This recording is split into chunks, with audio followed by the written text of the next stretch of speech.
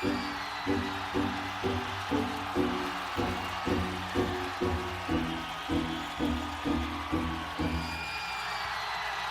you are what you say you are, a superstar, then have no fear. The camera's here and the microphones, and they wanna know. Yeah.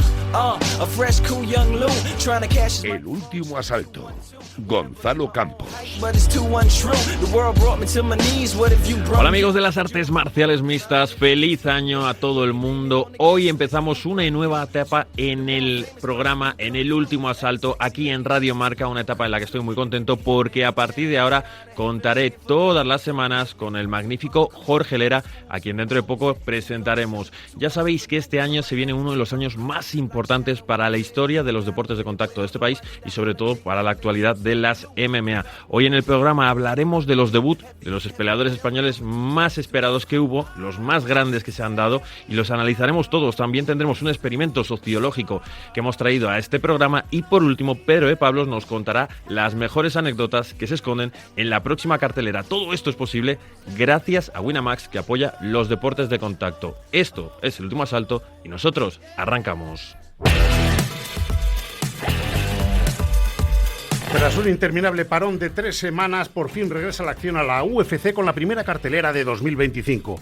Este sábado, desde el Apex de Las Vegas, tenemos una interesante Fight Night que tiene como combate estelar el duelo dentro del peso paja entre las clasificadas brasileñas Mackenzie Dern y Amanda Ribas. Un interesante combate de revancha, ya que ambas se enfrentaron en 2019 con triunfo por decisión entonces para Amanda Ribas. En el combate coestelar dentro del peso welter, el carismático y popular argentino Santiago Ponzinibbio regresa a la acción para enfrentarse al mozambiqueño Carlston Harris. Una buena cartelera para romper el hielo y comenzar el año, aunque para lo realmente espectacular tendremos que esperar un poquitín más. Y es que a la semana siguiente, el sábado 18 de enero, tendremos el primer evento numerado del año. Desde Inglewood, California, UFC 311, una velada impresionante que nos traerá las 2 primeras peleas de campeonato en 2025. Como combate estelar, la pelea por el título del peso ligero entre el daguestaní Islam Makhachev y el armenio Arman Sarukian, y como semifondo, el campeonato del peso gallo entre el campeón georgiano Merab Dvalishvili y su retador Umar Nurmagomedov, sí, de los Nurmagomedovs de toda la vida, el invicto primo de Khabib, que tendrá su oportunidad de proclamarse campeón. Las otras 2 peleas de campeonato, que están también ya cerradas, tendrán lugar en UFC 312, en Australia, 9 de febrero. En el peso paja, la campeona china Zhang Weili defenderá su corona ante la imbatida californiana Tatiana Suárez. Y en el estelar, pelea por el título del peso medio, combate de revancha entre el excampeón Sean Strickland y el actual monarca, el hombre que le arrebató el cinturón, el surafricano Dricus du Plessis.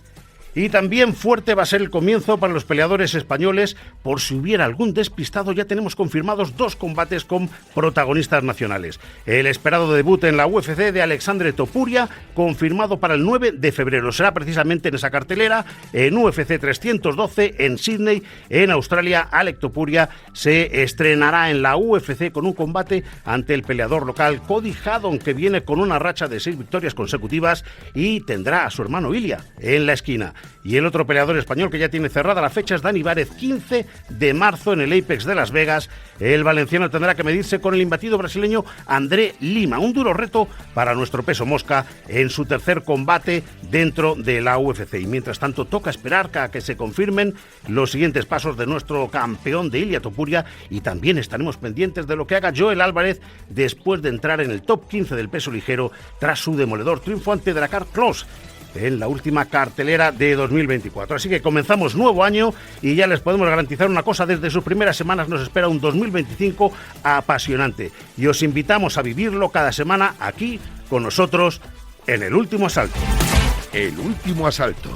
Todo sobre la UFC en Radio Marca.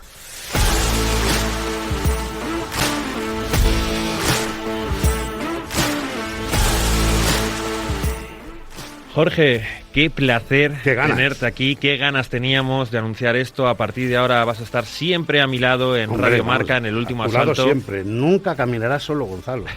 You never walk alone. Exacto, exacto. Oye, antes de que empecemos con tu bloque, con tu sección, vamos a contar un poco en qué consiste esta colaboración. A partir Vale. de ahora Uf. me ayudas aquí en este micrófono y lo que vamos a garantizar es que todas las semanas va a haber un bloque tuyo.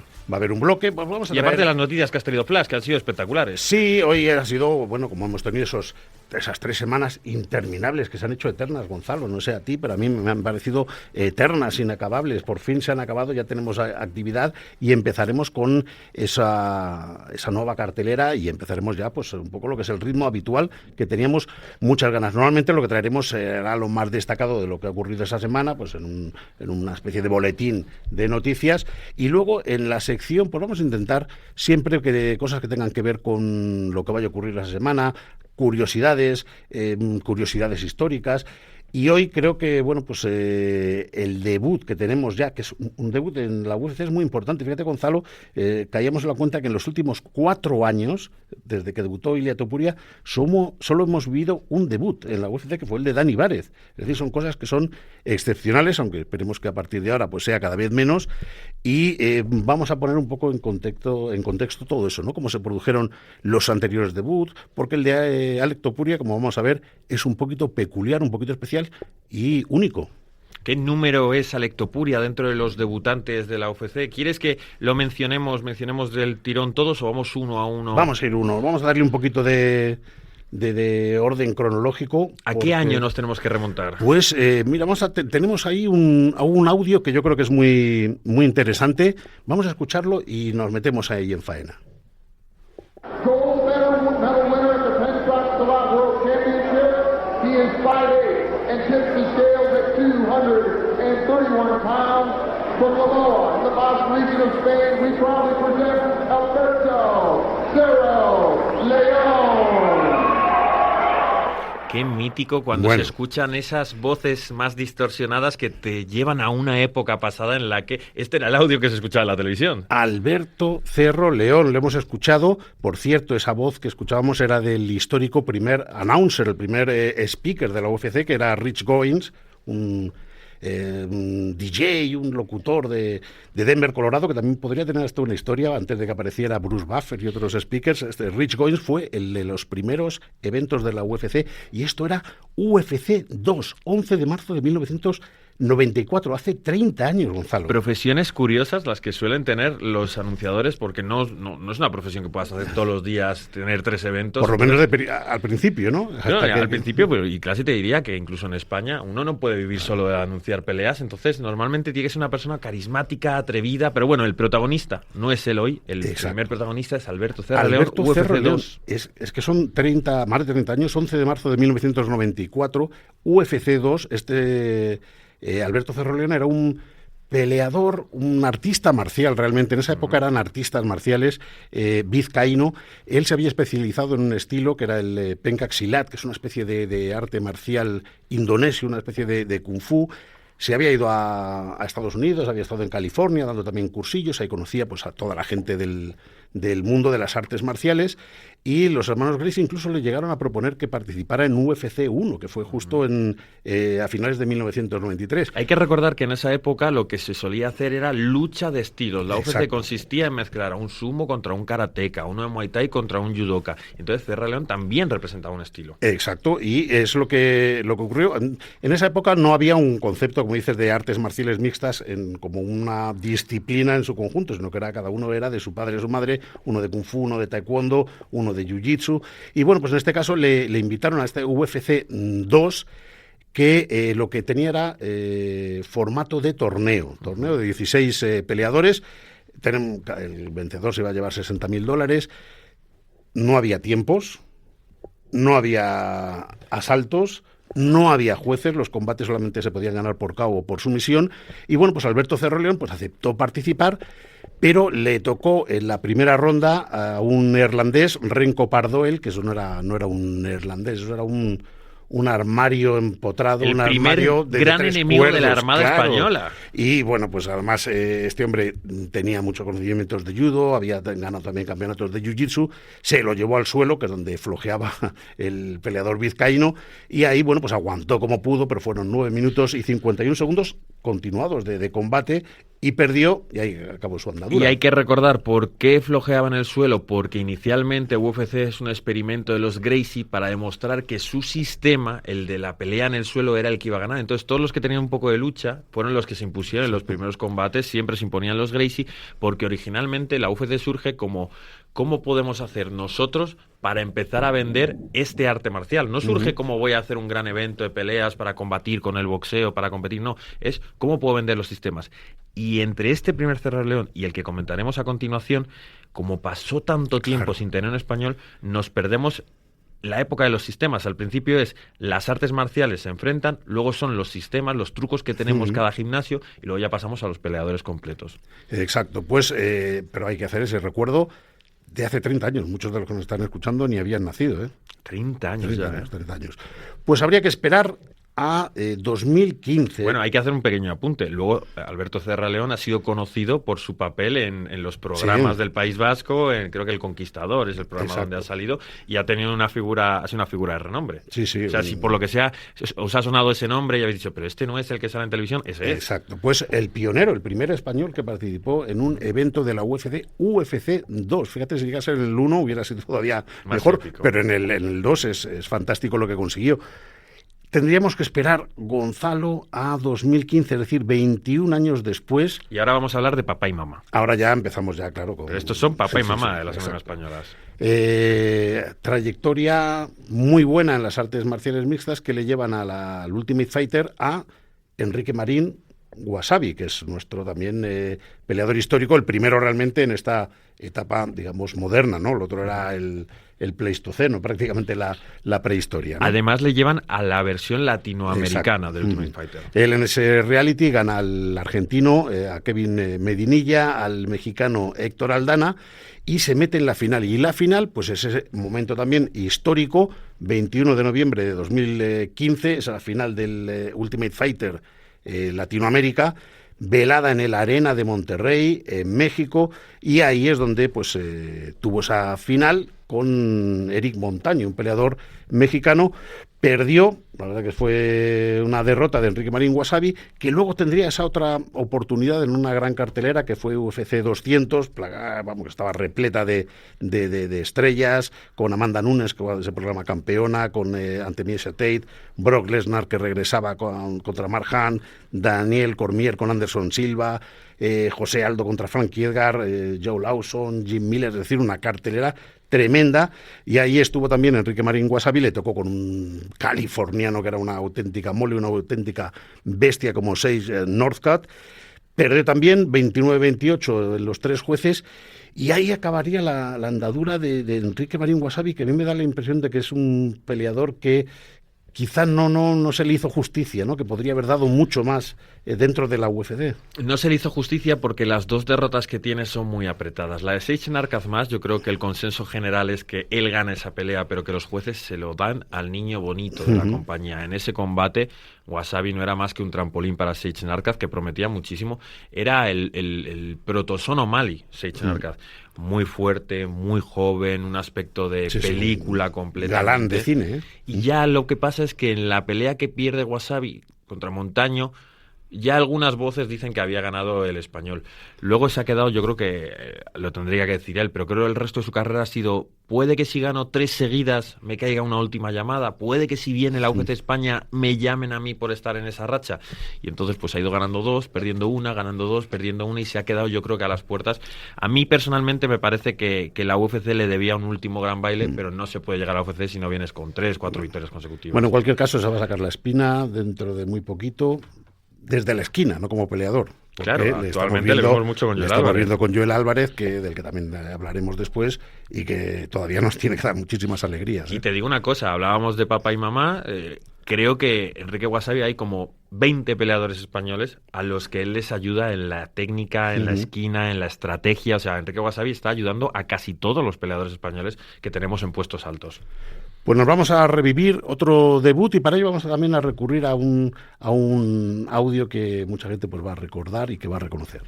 Introducing first, fighting out of the blue corner, a mixed martial artist holding a professional record, 19 wins, 7 losses, 1 draw. He stands 5 feet 11 inches tall, weighing in at 155 pounds. Fighting out of Barcelona, Spain, Abner Scoman Loveras. Lo verás. Madre mía, el lobo. pues otro de los históricos que todavía sigue evidentemente dando alegrías. Por cierto, un Abner Lloveras que dentro de que fue un buen boxeador amateur, fue 3 veces campeón de España, 3 años consecutivos, 2011, 2012, 2013, 1 en el peso medio, 2 en el semipesado, luego ya se centró en las artes marciales mixtas y también entró en la UFC vía The Ultimate Fighter, también en la edición americana era el equipo de Conor McGregor contra el de Eso te Uriah iba a Faber. decir, igual es la edición estadounidense que más se ha visto, bueno, si es la estadounidense que más se ha visto, es la que más se ha visto en general. Ese momento, esa rivalidad, Conor McGregor estaba en el ojo del huracán, era increíble, y Abner Lloveras pertenecía al equipo, y la verdad es que lo hizo bastante bien. Ganó sus 2 primeros combates en esas previas ante Vlado Sikic y ante Jason González. Perdió en cuartos de final contra Julien Erosa, que luego pues se vio también la trayectoria que tuvo, pero al menos pues ese buen desempeño le iba a valer para tener esa oportunidad de debutar en la UFC propiamente dicho el 11 de diciembre de 2015. Es el audio que hemos escuchado, en esta ocasión ya con Bruce Buffer, ya pues la UFC en su formato más moderno. Una cartelera en Las Vegas, que era todas las finales de Ultimate Fighter, Frankie Edgar con Chad Mendes en el combate estelar, y ahí se iba a enfrentar a Chris Gruetzemacher, que era un peleador muy, muy curioso, porque él nació en Arizona, pero era hijo de exiliados chilenos. El padre, fíjate, el padre era... De exiliados chilenos, pero también tenía que ver con Alemania, era todo esto. De origen por el apellido, Claro. pero los padres, fíjate que el padre era político, y cuando da el golpe de Estado en el año 73, Pinochet, que derrocan a Salvador Allende, salen por la cuenta que les trae, salen de Estados Unidos. Si tiras más de la cuerda, exiliados políticos chilenos de origen alemán, no puedes tirar un poquito más y más y más. ¿sabes? Hombre, a ver, no, hombre, por lo menos estaba, digamos que salió huyendo cuando entró Pinochet, ¿no? Bueno, se fueron a Arizona el caso, bueno, eso nos lo vamos a dejar para otro programa, tirar más del hilo, ¿no? No creo que él tenga una entrevista que reconozca nada raro, la verdad. Bueno, pues la verdad que fue un combate que tuvo ahí Abner Lloveras, se enfrentaron en esa cartelera de Las Vegas, ganó el estadounidense por puntos.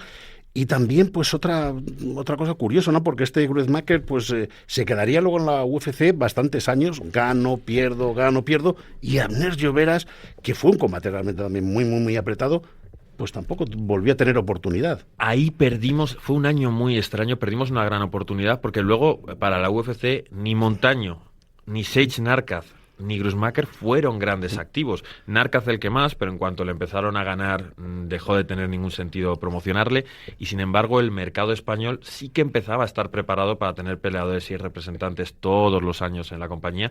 Creo que Wasabi y Abner Lloveras tenían el nivel de estar ahí, no sé cuánto hubiesen durado, pero creo que le hubiese venido bien a la UFC como mercado, el tocar el mercado español, y a nosotros ya nos merecíamos tener a esos 2 peleadores ahí. Pues sí, yo estoy totalmente de acuerdo, creo que eran peleadores que por calidad, por personalidad, por todo, podrían haber tenido una trayectoria mayor. No fue así y tendríamos que esperar 2 años. Déjame hacer un apunte. Abner Lloveras, muchos de nuestros aficionados, es que a mí se me hace muy difícil esto. Igual que había que diferenciar el aficionado que llegó con Conor McGregor a las MMA, ahora hay que diferenciar al aficionado que ha llegado con Ilia Topuria, que al final, claro, aunque para nosotros sea como el nuevo, es el que representa al 80% de la masa de seguidores que tiene este deporte a día de hoy, el que ha llegado este año. Abner Lloveras, vosotros le conocéis de ser el peleador de King of the Streets, de ser ese peleador que ha hecho 2 o 3 peleas en King of the Streets. Bueno, de hecho ha hecho 3, ha ganado 2. La que ha perdido es la pelea más legendaria que se recuerda a King of the Streets por el nivel que había y porque duraron 25 minutos golpeándose. Entonces muchos de ellos dirán, este estuvo en la UFC, y se quedarán sorprendidos porque sí, porque Abner Lloveras además siempre recuerda que su pelea más especial fue la que hizo por el campeonato en Rusia de M1. Sin duda, y lo que decíamos anteriormente, esa buena trayectoria en el boxeo amateur, que incluso, si no recuerdo mal, participó también en algún torneo con la selección española del equipo. Es decir, es un combatiente, un peleador, un boxeador, un artista marcial de lo más completo que hay. 3 peleadores, 4 enfrentamientos, 0 victorias. Exacto. Hasta la fecha. Entonces hay que esperar 2 años después de ese último combate de Enrique Marín Wasabi. Nos vamos a 2018 con el 4º debut de un español. De nuevo iba a ser vía el TUF, vía del Ultimate Fighter. Venía con una gran trayectoria, la lucha canaria, el grappling, la lucha senegalesa. Estuvo en esa edición de 2018 del Ultimate Fighter en el equipo de Robert Whittaker frente a Kelvin Gastelum. Estamos hablando, evidentemente, de Juan Espino. Juan Espino, que ganó al australiano Ben Sosoli, al estadounidense Maurice Green, y fue a la final a Las Vegas, donde hace pues ese debut oficialmente en la UFC. Espectacular lo que hizo Juan Espino en ese reality, pasó por encima de todos, tuvo el pique más interesante contra Maurice Green, consigue noquear a este peleador y luego en la final arrasa y atropella a su rival. Bueno, es que la verdad que la final se llamaba el Heavy Hitters, ¿no? Era como el título de Ultimate Fighter de esa edición. Porque eran 8 peleadores chicos de la categoría de pesos pesados, pero las 8 peleadores chicas constituían la categoría, el crecimiento, la creación de la categoría de peso pluma femenino. Pues en esa final, en Las Vegas, ante Justin Frazier, le somete en el primer asalto y, Gonzalo, pues vivimos un momento histórico porque es el primer español que gana el Ultimate Fighter, se proclama campeón del TUF, es el primer peleador que gana un combate en la UFC, fue un debut muy prometedor y además se llevaría incluso el bono de actuación de la noche, es decir, fue un momento, bueno, pues el primer grandísimo momento de las artes marciales mixtas en España. Luego, pues por desgracia, una carrera pues marcada por esas lesiones, también por infortunios, por injusticias, como se combate ante Alexander Romanov, pero desde luego lo que consiguió Juan Espino es auténticamente histórico. Igual que no sabemos si Enrique Wasabi y Abner Lloveras hubiesen aguantado mucho si hubiesen conseguido esa victoria, Juan Espino era un peleador que estaba dentro del top 15 en cuanto a nivel de la UFC y hubiese aguantado lo que él hubiese querido. Es curioso, fíjate el grado de desconocimiento que en aquella época, cuando Juan Espino gana, algunos de los que son aficionados de la época decían, no, pero ha ganado en la final del Ultimate Fighter, eso no es la UFC todavía. La final del Ultimate Fighter primero se hace en un evento UFC, es verdad que no se llevan los shorts de la UFC, pero es tu primer combate de la UFC. Exacto, es lo mismo que habíamos comentado de Enrique Marín, de Wasabi. Y sin embargo, Abner Lloveras en su pelea no la hace por ser finalista, Exacto. sino porque se suele hacer una repesca de peleadores en ese evento, pero que también Sí, son porque combates los dos habían caído en cuartos de final y les metieron en esa velada donde estaban todas las finales, pero dentro de una cartelera de la UFC propiamente dicho. Bueno, pues ya entramos en la historia contemporánea, ¿no? Porque esto es como... Los que siguen en activo. Exacto, vamos, tenemos aquí a Joel Álvarez, que es el primero, digamos, de esa era moderna, que entra directamente, pues por una vía que es también de las más habituales dentro de la UFC, que es el reemplazo como corto aviso. Estamos hablando del 23 de febrero de 2019, era una cartelera en el O2 Arena, en Praga, en la República Checa, Thiago Santos y Jan Blachowicz como combate estelar, y a Joel Álvarez le avisan con menos de un mes, con semanas. La verdad que no tuvieron mucho tiempo para preparar el combate, lo aceptaron con ilusión, a pesar de que bueno, pues no podían hacer un campamento completo. Se iban a enfrentar a Damir Ismagulov, que en ese momento era un coco, venía como campeón de M1, 4 años sin perder, era una fiera. Damir Ismagulov era un prospecto que todos sabíamos que iba a llegar bastante lejos. Muy poco hizo para lo que se esperaba de él, pero desde luego era fuera del top 15 el mejor peleador que te podías enfrentar. Además le conocíamos nosotros porque ya había enfrentado a Javi Fuentes, el peleador español, en otras ligas, y sabíamos que era durísimo. Y ese debut de Joel Álvarez, que hablabas de que era en corto aviso, era corto aviso, pero él no había tenido que pasar ni por TUF ni por Contender Series. Es decir, Pero era un fichaje a la UFC. Cuando el mejor fichaje a la UFC es el que saben que es tan bueno que no hay ni corto aviso, que te dicen, tú ya perteneces a la UFC. El segundo mejor es el de he ganado el TUF o he ganado el Contender Series, he entrado por la vía. Pero este corto aviso era como, no, estaba en el radar. Tenemos un tío en corto aviso, pero estás en nuestro radar y tienes el nivel. Él estaba como campeón de AFL, venía con una racha de 10 victorias consecutivas, no perdía en los últimos 4 años. Y ya había todas las recibido, finalizaciones. Jorge, ya había recibido la posibilidad de entrar en la UFC como corto aviso, pero él quería defender ante su público el título de AFL. Le parecía eso también, me has avisado con 2 semanas, no me voy a ir a pelear. Y el gran problema que tuvo Joel es que en ese mes, entre cómo estaba configurado todo, dijeron, te tienes que ir a Canarias porque ahí es donde están los mejores para preparar la pelea. Joel no había ido tantas veces fuera a preparar. Tienes que ir a hacer todos los papeles a Madrid, todas las pruebas médicas. Joel a esa pelea fue sin haber podido prepararse. Pues aún así hizo un gran combate, perdió, pero le sirvió para firmar su contrato con la UFC, meter la cabeza y hoy ya lo estamos viendo, ¿no? Es un peleador que nos hace soñar, Gonzalo. Por supuesto, tenemos unas ganas increíbles de ver qué es lo que es capaz de hacer en este 2025 y a ver si emula al próximo peleador. Bueno, pues el próximo peleador, que debuta el 10 de octubre de 2020 en Abu Dhabi, también recibe una llamada con tan solo 9 días de aviso. Gonzalo, Ilia Topuria, nuestro campeón, que además venía de pasar coronavirus, no estaba en las mejores condiciones, pero dice, bueno, yo voy ahí, se enfrenta al marroquí, Youssef Zalal, Gonzalo, y gana. ¿Te he contado alguna vez quién cree Ilia Topuria que le pasó ese coronavirus? Ah, sí, me lo has contado, pero cuéntalo tú. Nada, tuve pues siempre la suerte de pasar con él un tiempo. Podrías haber cambiado el curso de la historia de las artes marciales mixtas en España. No, bueno, yo creo que yo no fui. Él lo dice porque quedamos, fui a verle entrenar y cuando estábamos yendo hacia su casa se tuvo que parar una gasolinera, él no llevaba mascarilla y me pidió la mía. Madre mía. Semanas después, Ilia Topuria contra el COVID me dice, oye, tío, me la has pasado tú porque es que utilicé tu mascarilla y justo lo he pillado, tal, no sé qué. Yo no había pasado, no tenía COVID en aquella época y semanas después le llaman para pelear en la UFC. Bueno, pues aún así, con esas circunstancias tan adversas, va y sin público, lo que era los espectáculos de la época, y gana a Youssef Zalal. Por cierto, un Youssef Zalal que últimamente está hablando mucho en términos absolutamente laudatorios de lo que es Ilia Topuria, diciendo, además es el único con Joe Semet que ha llegado a la distancia con Ilia Topuria, pues ese debut que fue histórico y a partir de ahí pues entró esa carrera meteórica que le ha llevado a ser campeón. Es el único español que, entrando en corto aviso, que consigue la victoria, que es... como hemos dicho, pues esos cortos avisos, estando en el radar del UFC, es un poco pues la manera de entrar. Nos vamos a las Dana White Contender Series, formato en el que se puede entrar desde hace 6-7 años. Entonces, desde 2017 es un poco, yo creo que la vía más lógica, habitual, tradicional y convencional. Fichajes, y en este caso a Dani Várez le llaman. Es esa manera de entrar y es el primer español que participa precisamente en estas Contender Series. Lo hace en octubre de 2021.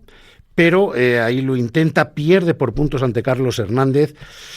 Pelea muy apretada. Por la mínima, Gonzalo, ¿no? Pero se queda sin entrar, se queda sin contrato por perder y por lo tanto le supone a Dani Várez pues el tener que estar esperando, pues prácticamente se fue a México, ganó una serie de combates allí, una espera de 2 años, 4 victorias, pero por fin le llegó un corto aviso. También los cortos avisos suelen llegar en los momentos más comprometidos, ¿no? Igual que Ilia estaba con el coronavirus, Dani Várez estaba de viaje, estaba en Tailandia, menos mal que sus vacaciones siempre han sido un poquito activas, es decir, se iba de vacaciones, hacía turismo, pero también entrenaba, tuvo que hacer ese periplo de irse de Tailandia a Tijuana, de volver y al final pues en la cartelera de Londres, cartelera histórica porque también peleó Joel Álvarez, primera cartelera con 2 españoles, Dani Várez que debuta, pierde ante Yafel Fillo, pero bueno, pues también mete ahí la cabeza, hemos tenido que esperar, pero ya tenemos a Dani Várez de nuevo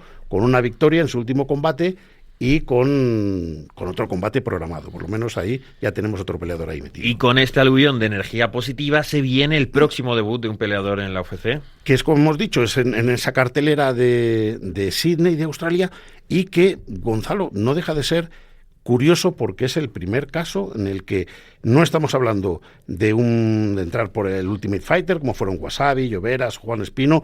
Tampoco es esa sustitución de reemplazo de última hora, como fueron los casos de Joel Álvarez, de Ilia Topuria o de Dani Varez.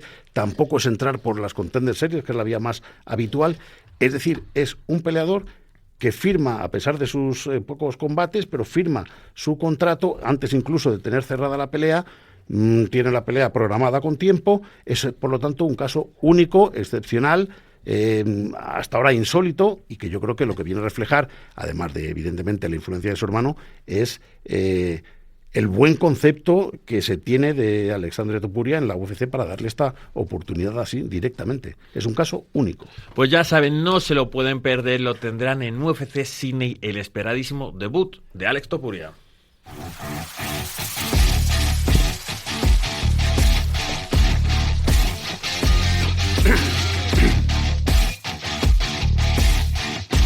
El último asalto en Radio Marca.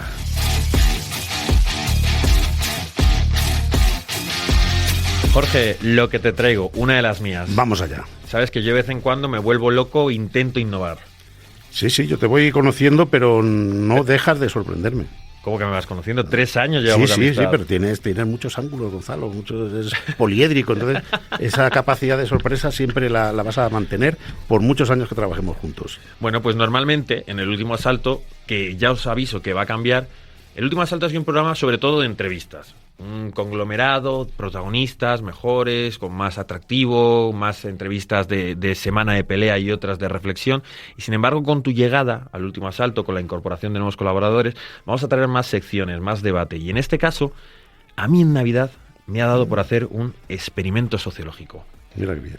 He intentado replicar unas condiciones de laboratorio que han sido imposibles de hacer, porque mi experimento se ha llevado a cabo en Twitter. ¿Qué te parece? Me parece fenómeno, hombre. Yo creo que como muestreo así puede valer, ¿no? Yo tenía una premisa. Mi premisa era que los peleadores más queridos también son los más odiados. Y lo que he querido ver es si esa premisa se cumple o no. ¿En qué me basaba yo? Cuando yo le pregunto a alguien aquí en Marca, ¿quién es tu jugador que más quieres? Me dicen Messi, Cristiano Ronaldo. Y le pregunto, ¿y quién es el que más odias? Messi, Cristiano Ronaldo. Entonces yo decía, entonces hay una lógica entre a mayor éxito del deportista, más le quieren y más le odian a la vez. ¿Qué te parece la premisa? Me parece correcta y sí, yo creo que es un poco... en el mundo del deporte en general se ha movido siempre en torno a esas dicotomías, ¿no? Esas rivalidades, ¿no? Que el más amado por parte de unos es el más odiado por parte de otros. Pues con ese supuesto, decía yo, pues me va a salir que Conor McGregor y Ilia Topuria son los más queridos y los más odiados. Esas han sido las preguntas que he hecho. ¿Quién es el que más os gusta? ¿Quién es el que más odiáis? Y además, he añadido una pregunta que me hacía mucha ilusión a mí, que os va a servir a todos, si queréis podéis verlo en Twitter, que es ¿qué peleador hay que tener en el radar? ¿Quién lo va a reventar en 2025? Así que esas han sido las 3 preguntas que he hecho y la sección me la han hecho la gente de Twitter, no he tenido ni que trabajar. Oye, además en Twitter hay gente que conoce muchísimo, hay gente, auténticos frikis de estos cada vez más, que se conocen todo, que saben todo y es una comunidad que está creciendo, a mí me deja fascinado. Nos vamos a ir a las observaciones. Lo primero de todo, para mí ha sido imposible no pensar que mi comunidad y la pregunta que yo hago en Twitter puede representar la opinión general de los aficionados internacionales o los españoles. Al final, a esa pregunta han contestado los que me siguen a mí en Twitter o los que le hayan llegado. No pueden representar una opinión general, pero bueno. Y también que mis preguntas igual no han sido todo lo precisas que debían ser para el experimento, porque las preguntas han sido ¿quién es el peleador de la UFC que peor os cae? Pues claro, eso igual no es la pregunta precisa. Y la otra es, ahora al revés, ¿quién es el peleador que más os emociona ver de UFC? No sé qué preguntas habría que haber hecho con precisión milimétrica para este resultado. Ya aviso que puede haberse alterado por esto. Hombre, yo creo que para la próxima nos vamos a poner en manos de un equipo de sondeo. Hablamos a Sigma o algo de eso. Sí. Hacemos unas, ¿cómo se llaman? Las israelitas, que son las primeras sondeos, ¿no? A pie de urna y tal. Y ya vamos viendo, ¿no? Pero para eso están los sociólogos, para hacer ahí los... Esto es, digamos, algo indicativo, ¿no? Algo indicativo. La pregunta negativa recibió 332 comentarios y 97.000 visitas. La pregunta positiva, 169 comentarios, más o menos la mitad, y 19.000 visitas, un 20%. O sea, a la gente le gusta más odiar. Ahí entrarán las conclusiones finales, pero efectivamente. ¿Quién crees tú que es el peleador que más apareció en la pregunta ¿quién es el peleador del UFC que peor os cae?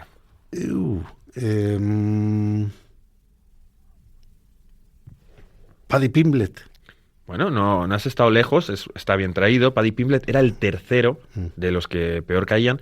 Y la realidad es que este tipo de animadversión viene por ser el rival de Ilia Topuria, ¿no? El que le ha hecho entrar en discusiones, en ataques y demás. El que peor cae es Jamal Hill. Sí. ¿Te me sorprende, sí. Yo creo que lleva 2 meses muy malos Jamal Hill, de criticar mucho, de que se han hecho virales algunas respuestas suyas, como que, por ejemplo, le pregunta a Demetrius Johnson en la previa contra la pelea de Poatan, y dice, bueno, entonces cuando lo intentes derribar, y dice, no, le voy a intentar golpear arriba. Y dice Demetrius, ¿cómo? Y el otro, sí, estoy convencido. Y Demetrius dice, bueno, tus estrategias, tal cual, y luego se vio reflejado. Y luego, sobre todo, Jamal Hill, que le busca un enfrentamiento, un encaramiento a Alex Poatan en el PI de Las Vegas. Es que quizás sea meterse con uno de los más queridos, ¿no? Exacto, y encima te metes con él, no haces absolutamente nada y luego reclamas que no, que tal, echas la culpa al otro. Es el que peor cae seguido. A ver. Venga, a ver si el redoble de tambores. Tenemos a Paddy Pimblett el tercero, el primero Jamal Hill, ¿quién puede ser el segundo? Este es fácil, ¿eh? Sí. Es enemigo público número 1. Islam, no. No, es Colby Covington. Sí. Un poquito irritante, ¿eh? Un poquito irritante. Sí. Y luego tenemos en cuarto lugar Belal Muhammad. Pero mira que... Pero Belal Muhammad, el pobre... A Belal Muhammad, y luego llegaremos más de pasar inadvertido, ¿no? Bueno, pues está ahí, ¿no? No, el problema es que no quiere pasar inadvertido. Y ahora, en el quinto lugar, es donde se empieza a confirmar mi premisa. El quinto en votos negativos es Ilia Topuria, junto a Sean O'Malley. Lo de Ilia es verdad, los grandes iconos, pues evidentemente tienen gente que, sobre todo cuando tienen una personalidad tan marcada como es Ilia Topuria, tiene muchísimos admiradores y hay otra gente que está deseando que pierdan. Eso le ha pasado a Muhammad Ali, le ha pasado a Floyd Mayweather, le ha pasado a todos los grandes realmente, a lo mismo Conor McGregor, que tienen un grupo de gente que lo que quieren es que pierda y que también van a consumir, ¿no? Sí, pero fíjate, esta pregunta se le hace a mis seguidores y a los que llegan a partir de mis seguidores, es decir, a un público hispano, español, sale Ilia Topuria. Pero no se preocupen, en el top positivos, el número 1 es para Ilia Topuria. Eso sí, las respuestas del número 2, 3, 4 y 5 me han dado a entender por qué mi premisa podía fallar. ¿Quiénes crees que son 2, 3, 4, 5? El 2 yo creo que va a ser Alex Pereira. ¿Está el tercero? El tercero, por poco. El 2 entonces va a ser... compatriota de Pereira. ¿Quién? El amigo de todos, el que viene de las favelas, Charles Dubronso Oliveira. Sí. Y comparten un puesto que no te va a sorprender, Poirier y Max Holloway. Son el cuarto y el quinto. Tiran un poco de la vieja escuela, ¿no? Del peleador de toda la vida también. ¿Pero es la vieja escuela o son los peleadores que siempre decimos que son los más queridos? Sí. En las retransmisiones, en los análisis. Me ha sorprendido la poca presencia en ambos lugares, negativo y positivo, de Conor McGregor. Se le ha mencionado muy poco cuando podría haber salido el puesto número 1 en los dos. Porque a lo mejor ya la gente le tiene la imagen de ex peleador, ¿no? Conclusiones muy buenas las que tienes, Jorge, y la de O'Malley en los votos positivos, que también me dará lugar a unas conclusiones. Vamos ya a las conclusiones finales. Oye, el estudio magnífico, ¿eh? Me encanta. La primera conclusión final es que el salseo triunfa sobre lo bueno. La pregunta negativa ha tenido, como te digo, ha llegado a 5 veces más que la positiva y ha tenido el doble de comentarios. La segunda es que al haber muchas menos menciones a McGregor de las esperadas, el fan de Ilia del que hemos hablado antes, el fan que ha llegado el último año, o incluso el fan que lleva 3 años que no ha visto pelear a Dustin Poirier, ¿considera, como tú has dicho, a Conor McGregor un peleador?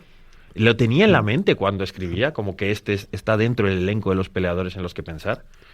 Es curioso, pero yo creo que hay por lo menos aquí en España, que donde están estas respuestas, yo creo que evidentemente hay un pico de llegada de aficionados con Conor McGregor, que es el gran ídolo, el gran referente, y luego uno muy marcado años después, y además muy reciente, con la irrupción ya en las grandes peleas de campeonato de Ilia Topuria. Y esos que han entrado con Ilia Topuria no han visto a Conor McGregor. Por lo tanto, yo creo que hay un grupo ahí muy, muy joven, muy nuevo, que conocen evidentemente a Conor McGregor, pero que le tienen esa consideración un poco de elemento del pasado, ¿no? Pero imagínate, Y si dentro de los que lo consideran simplemente ya no es relevante, simplemente ya no es ni al que más odias ni al que más quieres, y si aunque le consideres peleador, simplemente ya no es la figura. Y porque creo que también mucha gente que son admiradores de Conor McGregor quizá han acabado un poquito decepcionado por la deriva que ha tenido el irlandés en los últimos años, ¿no? Tanto de comportamiento como el dar las ilusiones de al entrar en el Ultimate Fighter de que iba a pelear, no lo hace. Aún así no lo suficiente para que te mencionen como el más odiado. No. Ni siquiera, aunque lo hagas mal. Tenemos otras conclusiones. Qué malo es el olvido, es mucho peor, ¿eh? Muy malo el olvido, ¿eh? Otra conclusión que tengo aquí es que dentro de los que se odian he visto claramente dos perfiles, porque yo no solo he cogido los datos de los 5 primeros, simplemente te he traído 5 por no darte aquí la chapa. Hay dos tipos de perfiles que se odian. Por un lado, el caso de Ilia Topuria y Sean O'Malley, o de Colby Covington incluso, es la superestrella que polariza. O estás con él o estás contra él. El que habla tanto al final tienes que elegir, tienes que tomar partido. Y luego el otro que se odia mucho, que es el caso de Jamal Hill, de Belal Muhammad, es ese peleador aburrido, pero que es exitoso y que intenta ser una estrella mediática. Hemos visto a Belal Muhammad queriendo ser estrella mediática y a Jamal Hill queriendo ser estrella mediática. Han sido 2 campeones. Actualmente Belal Muhammad es campeón y sin embargo no termina de conectar con la gente. Aparte de las estrellas polarizantes, sí que podemos ver entre los peleadores queridos que hay un perfil que es el que no tiene detractores. Ni Charles Oliveira, ni Poatan, ni Max Holloway, ni Austin Poirier. Eso es lo que me refería al peleador de vieja escuela. No tanto en el tiempo, sino del concepto de peleador respetado por todo el mundo, tanto en la victoria como en la derrota, peleador de peleadores, ¿no? Eso ya lo mencionamos cuando Max Holloway, cuando se va a enfrentar a Topuria, cómo prácticamente todos los peleadores de la UFC se inclinaban por Max Holloway. Yo creo que no tanto con la cabeza, sino como con el corazón, decir, este es una referencia, es un ídolo, es un modelo de comportamiento Max Holloway, tenemos que ir con él, ¿no? Y yo creo que eso pesa, ¿no? Ese tipo de peleador querido y respetado por todos, ganen o pierdan. No sé, yo creo que yo conozco a poca gente que le tenga manía a Holloway, que le tenga manía a Dustin Poirier, ¿no? Pero esto se carga mi premisa, y en la conclusión final de la tesis, sí que hay peleadores que no tienen por qué tener esos haters, que pueden ser muy queridos. Es verdad que no son los que están arriba de todo, en este caso Ilia Topuria o Conor McGregor. El aficionado, otra conclusión, es que opina en base a los resultados recientes. He calculado yo 2-3 años, porque aquí no hay nombres de más de 3 años atrás. Sí, es verdad que todos estos han peleado hace 3 años, pero se veía claramente que cuando contestas estás pensando en lo que ha pasado últimamente. También el aficionado no suele nombrar a peleadores poco conocidos en estas encuestas públicas. Nadie me ha dicho que su peleador favorito es Peyton Talbot, por ejemplo, ¿vale? Y por último, y otra conclusión que saco es que Ilia Topuria y Charles Oliveira son los más queridos entre nuestros aficionados. Probablemente significa que sean muy queridos en general y que esa es una pelea que hay que hacer. Se hará, yo creo, ¿no? Bueno, yo creo que se dio un subidón antes de Navidades con este tema y no se ha vuelto a nombrar, o sea que me parece a mí que se ha parado un poco. Hay que esperar un poquito. Así que la tesis es que sí, que los peleadores más queridos suelen tener también muchos haters porque polarizan, pero se puede tener una grandísima fanbase y muy poco hater, como se ha visto. Estas son las conclusiones de este experimento, pero aparte te quiero mencionar un par de nombres que salieron en la tercera pregunta que hice, la de ¿qué peleador tenéis en el radar? ¿Cuál es el peleador que hay que seguir en 2025 que todavía no se ha conocido? La lista es increíble, merece la pena entrar en mi cuenta de Twitter, Campos_Gon, para ver un montón de nombres que yo decía, wow, claro que sí, este es buenísimo, y me quedo con los 4 más mencionados y una mención de honor. Peyton Talbot era el más mencionado, pero yo creo que también por esa opinión que nosotros creamos en las retransmisiones, en Generación MMA, aquí en El Último Asalto, le tenemos tanto cariño a este peleador que es normal que se les venga a la cabeza. Es un peso gallo que nació en Las Vegas, un 9-0, 26 años, tiene 8 KOs en las únicas 9 peleas que ha hecho y la última no quedó en el primer golpe. Tremendo, además, yo creo que también tiene ese aspecto, ¿no? El pelo ahí alborotado, como si fuera, podría ser casi tatuajes místicos. Tu vecino, pero luego viene ahí con un agujero aquí en el pecho, que no sé, tiene sin ir de estrafalario, porque él tampoco, pero tiene aura, tiene carisma, y luego lo refrenda en el octágono. El siguiente es Joshua Ban, un peso mosca de Myanmar, un récord de 12-2, solo tiene 23 años, para mí tiene muchas carencias, pero tiene un striking agresivo que nos encanta y sobre todo ha peleado 6 veces en UFC en los últimos 18 meses. Es un hombre que te lo encuentras cartelera sí, cartelera no. Sí. Yo creo que al final la actividad es lo que hace también el cariño, ¿no?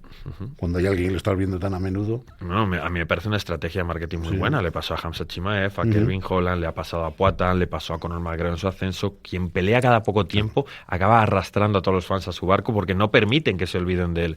El tercero es Chase Hooper, que el gran problema que tiene es que Chase Hooper creo que lleva en la UFC desde 2019 o así, no es como un peleador nuevo, pero llegó muy joven, tiene solo 25 años, es un peso ligero, que por apariencia física te crees que es un peso gallo prácticamente, un récord de 15 victorias y 3 derrotas, pero es verdad que en las 4 últimas victorias ha sido muy superior. Hay algo en Chase Hooper que a pesar de que tiene ya 25 años, todavía tiene ese halo de promesa. Fíjate, me sorprende, ¿no? Porque si es un peleador que nos gusta, que lo hemos dado, que hemos disfrutado con sus combates, pero no es de los que a mí me saldría en la cabeza cuando estamos hablando de una lista de estas, ¿no?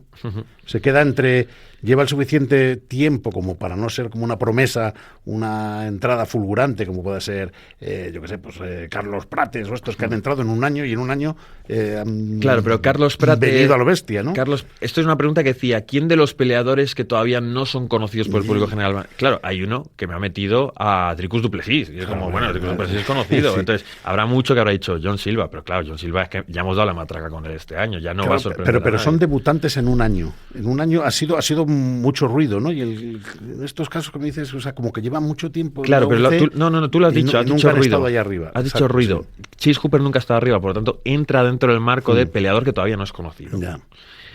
Y el último, de los que se han mencionado varias veces, era Ramazan Temirov, que es este peso mosca 18-2, 27 años ya, pero lo que es sorprendente es lo del peso mosca, porque lleva 5 KOs al hilo en el primer asalto. Es verdad que solo uno de ellos es en la UFC, porque solo lleva una pelea en la UFC, pero en un peso mosca, hacer 5 KOs en el primer asalto, seguidos, es una barbaridad. Y al final a la gente lo que le gustan son los finalizadores, en líneas generales, sobre todo si son de pesos pequeños, que son gente muy dinámica, pues yo creo que tenemos ahí también un buen peleador. Ese me parece muy acertada. Y la mención de honor va para la mexicana, no la conocía yo, Kill Bill Regina Tarín. Solo me lo han mencionado una vez, pero suficiente para que yo le hiciese el scout. Es una peso gallo mexicana con un récord de 5-0 de solo 20 años y ha finalizado 4 de sus 5 peleas. Con 20 años tiene 4 peleas profesionales finalizadas de 5. Y sangre mexicana que viene... ¿Cómo le interesa a la UFC meter esa inyección, ¿no? de México dentro de la compañía? Pues quédense con ese nombre, Regina Tarín, la Kill Bill mexicana. Nosotros vamos a traer al plató a Pedro de Pablos.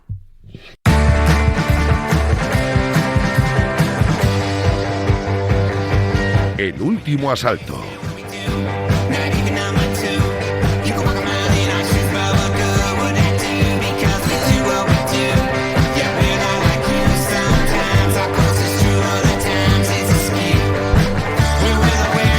Perfecto, nos vamos con el Fight Night del primero de este año 2025 y para ello tenemos a Pedro de Pablos que vienes a traernos una sección, una de las tuyas, 2 grandes anécdotas de esta cartelera. Empieza el 2025 con una cartelera llena de nombres propios, de buenos combates, y yo traigo 2 historias que le van a gustar a la gente, sobre todo una de ellas que parece una historia de Hollywood, sacada de Hollywood, una película de Spielberg, que ahora vais a entender por qué, así que si quieres vamos con ello. Dame un segundo antes para que recuerde las cuotas que tenemos para este evento. Santiago Poncinibio con una cuota de 1,84 es favorito contra Harry Carston con 1,96, que por cierto no abrió como favorito, poco a poco la opinión popular ha ido cambiando la cuota y... Esta es mi apuesta personal. Sabéis que en algún momento he trabajado como manager deportivo, no pude asomar mucho la cabeza, pero Victoria Dudakova es la gran underdog de esta cartelera contra Fatima Klein. Fatima Klein tiene 1,12 cuota, Victoria tiene un 6. Yo la verdad no entiendo esta cuota, así que yo le pondría mi dinero a esa peleadora Victoria Dudakova. Vámonos a conocer esas 2 historias. Pues mira, Gonzalo, son las 2 de la cartelera estelar, 2 combates que yo creo que van a estar muy bien, van a ser muy interesantes, sobre todo en el apartado de striking, los 2 en el peso medio, así que vamos por partes. El primero que traigo es el combate entre César Almeida y Abdul Razak Al Hassan. Es un combate muy bueno, yo me voy a centrar en César Almeida, ya os explicaré por qué, por una historia de persecución, digamos, a otro peleador encima bastante conocido como es Poatan, y es que César Almeida es un peleador que tiene un récord de 6-1 únicamente en MMA, pero viene del kickboxing, al igual que Alex Pereira. Y diréis, ¿qué relación tienen? Pues que estos 2 nombres se enfrentaron en 2013 2 veces y en 2015 una en kickboxing, y no como pasó con Adesanya, que las 2 veces venció a Alex Pereira. En este caso sí que venció una vez César Almeida, a Alex Pereira, perdió 2, los 3 combates fueron por decisión, ganó mucho nombre y a partir de ahí la UFC quiso hacer lo mismo que hicieron con Alex Pereira y trajeron a César Almeida al Dana White Contenders para crear esa película o esa historia de persecución de un hombre que viene del kickboxing, que viene a retar a un futuro combate o posible combate contra Alex Pereira. Oye, ¿cómo han hecho, Jorge? La UFC ha encontrado ya esa dinámica de al que ganó fuera le voy a traer para ver si sale, porque como con Poatán le salió a la perfección. Se repite el patrón, lo comentamos, luego evidentemente hay que refrendarlo en el octágono, pero sí es un poco decir, bueno, antes incluso de su debut dentro de la compañía, ya tienes medio generada esa rivalidad y ese enfrentamiento del futuro. La UFC siempre va 2 o 3 pasos por delante. Luego les puede salir mejor o peor, pero desde luego la planificación, esa intuición ya la tienen. ¿Cómo le va a salir, Pedro? No tan bien, lo adelanto. Al contrario que Alex Pereira, él sí que decide César Almeida pasar por el Dana White Contenders, gana por decisión, y algo que no es muy normal, tú cuando ganas por decisión tienes que tener una actuación muy notoria para que Dana White diga, igualmente te doy contrato. Pero por la historia que traía detrás, Dana White le contrata, le consigue una pelea, comienza por KO muy bien, sin embargo le traen a otro protagonista de esta cartelera, que es Roman Kopylov. El pasado año, en 2024, él debuta en abril de 2024, en junio se pega con Kopylov y pierde por decisión dividida. Y ahí empiezan las dudas, porque dicen, bueno, a lo mejor no es tan, Kopylov encima, siendo un striker aún así es listo y también varía mucho la pelea. Y lo que pasa es que él dice, bueno, igualmente yo quiero seguir activo y me peleo en octubre. Yo creo que, Kopylov es peleador de culto, completamente. Sí. Kopylov es un peleador que no le vamos a ver. Yo no creo que vaya a llegar especialmente lejos, pero que es un peleador que gusta, que sabemos de sus habilidades. Y segundo, que ingrata es la UFC, que en cuanto tienes medio tropiezo, te descartas. Y luego puedes llegar tú por tu cuenta, perfecto. Pero fíjate que le pusieron a Kopylov, le pusieron prácticamente un striker, no le pusieron a un peleador que por estilo le pudiera estropear la historia. Yo creo que en principio pensaban, bueno, aquí el que salga ganador pues sale revalorizado, no le vamos a poner a alguien que lo eche al suelo, que lo controle contra la reja y le haga lucir mal, sino que le pusieron un striker que precisamente era el tipo de rival que mejor le venía al brasileño, y aún así pues no lo supo aprovechar. Vinieron más problemas todavía, no tan problemas por los resultados, pero en octubre se pega contra Ihor Potieria, espero haberlo dicho bien, espero que la gente en casa no me regañe mucho. Y ahí, a pesar de que gana, es un combate muy polémico porque se producen muchos eye pokes, muchos piquetes de ojos, el árbitro no sanciona como debería, César Almeida acaba ganando por decisión, pero Dana White, al acabar el combate, sí que dice que mientras él siga siendo jefe de la UFC, esto no va a volver a pasar, que esto era un antes y un después, y que iba a tomar medidas a partir de este combate, porque ya te digo, fueron 3 o 4 piquetes de ojos, uno de ellos no se da ni cuenta el árbitro y se da cuenta a través de un golpe bajo, por lo que la figura de César Almeida ha quedado un poco manchada y ahora está en el ojo del huracán a ver qué pasa en este combate, porque yo creo que todos los focos están en él y tiene mucha presión porque necesita ganar. ¿Cómo es Dana White? ¿Cómo le gusta salir en la rueda de prensa posterior y parecer que va a revolucionar el deporte y luego se olvida, ¿eh? Sí. Lo que también es cierto es que eres tan bueno como tu último combate. Sí. Entonces podemos estar hablando esto de Almeida, como haga una actuación fantástica, un KO que se haga viral, que lo puede hacer porque tiene habilidades, pues estar otra vez arriba, ¿no? Que es un poco una historia que hemos vivido con muchísimos peleadores.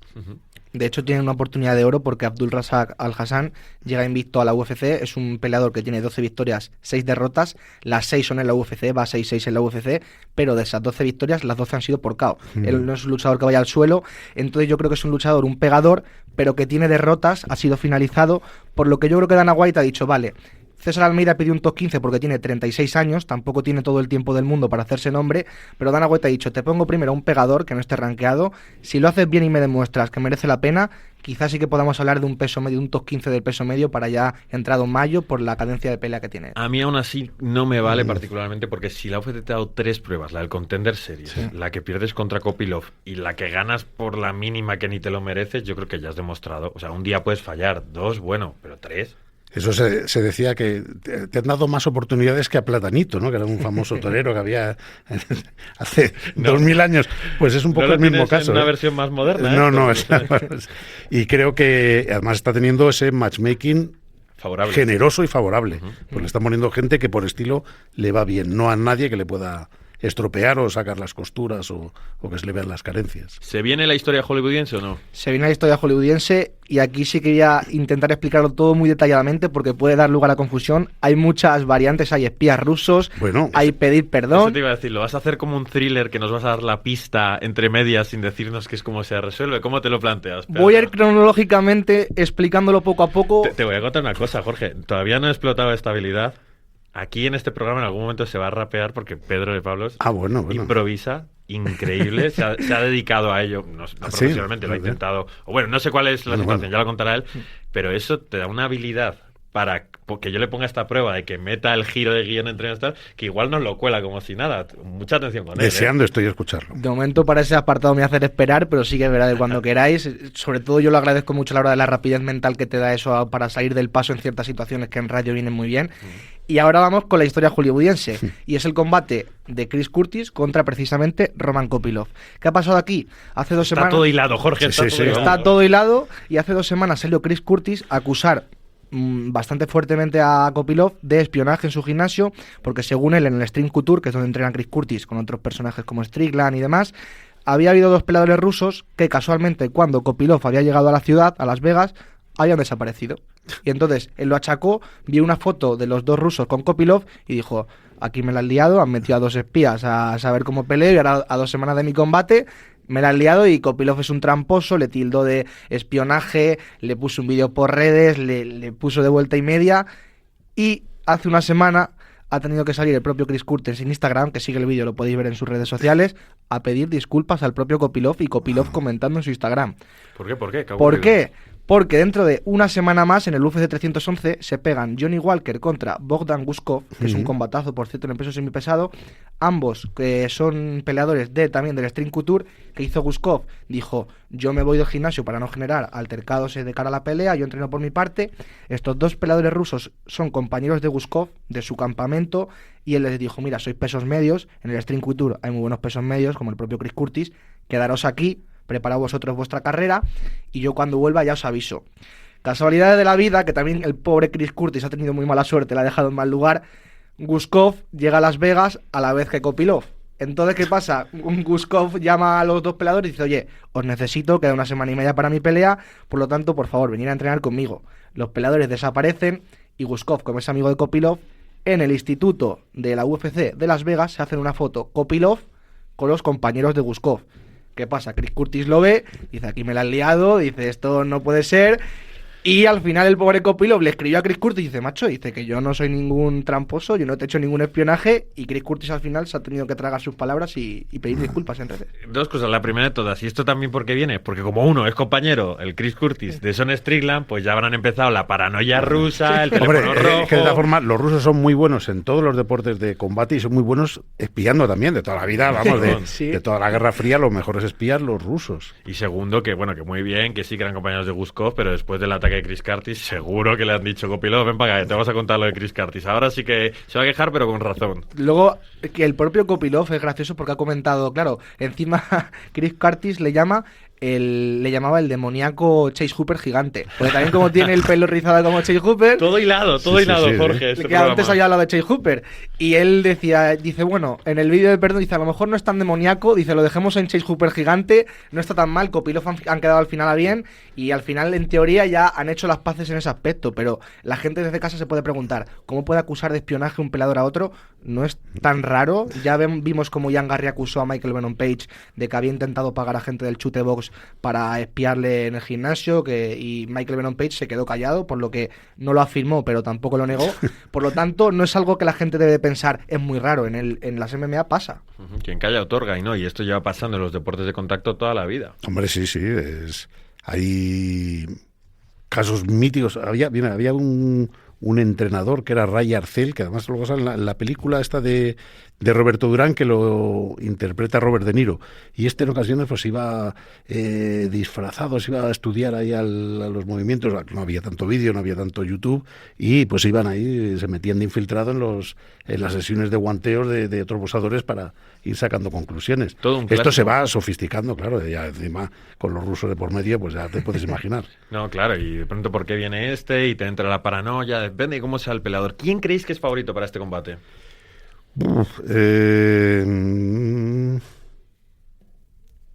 Venga, estos parones en la radio no se pueden hacer, Jorge. Venga, tira. Yo me voy por Kopylov. Sí. Yo creo que Chris Curtis está... Fíjate que viene de una decisión dividida contra Brendan Allen, que es un gran peleador, porque Chris Curtis es un peleador que tiene un buen nombre, que tiene una buena calidad, pero creo que Kopylov va para arriba. Considero que encima Chris Curtis, donde le puede vencer es quizá guarreando un poco la pelea o llevando la pelea a la verga. Muy bueno haciendo eso. Pero aún así creo que Kopylov es un striker, un sniper que se llama, es preciso y pienso que se va a hacer con la victoria, pero no me extrañaría una decisión dividida o algo del estilo. Venga, yo me voy a ir por la experiencia de Chris Curtis, ¿no? Que va a sacar ahí maestría, recursos para sacar el combate adelante. También decisión enmarañada. Pues las cuotas que nos trae Winamax es que el favorito es Roman Kopylov con una cuota de 1.37 frente al 3.05 de Chris Curtis. Nosotros vamos a ir despidiendo el programa. Muchas gracias, Pedro de Pablos, por venir aquí. Tenemos que contar que tenemos una regla mnemotécnica que tiene Jorge para acordarse de tu nombre. ¿Se quieres contar en directo, por favor? No, claro, digo, oye, es que yo soy muy despistado por los nombres. Digo, ya va a venir un día, me voy a llamar Antonio, gente que conozco de toda la vida, digo, los Picapiedra. Pedro y Pablo Picapiedra, ya no se me olvida. Aparte soy Pedro de Pablos, por lo que tienes dos opciones, o Pedro o Pablo, me valen las dos. Esa es la historia que hay detrás. Nosotros estáis escuchando ya una canción que se llama Long Tall Sally de Little Richard. ¿Por qué ponemos esta canción? Siempre utilizamos una canción que haya tenido algún tipo de repercusión en la UFC. En este caso, pues yo que vengo de ver la película de Elvis y que sale Little Richard, quería poner una de estas y además, como venía el maestro Jorge Lera, grandísimo aficionado al rock and roll, te he querido poner esta música. ¿Y cuál es mi excusa? Pat Cummins salió con esta canción una vez. Nos despedimos, Little Richard, venga, hasta pronto, chao.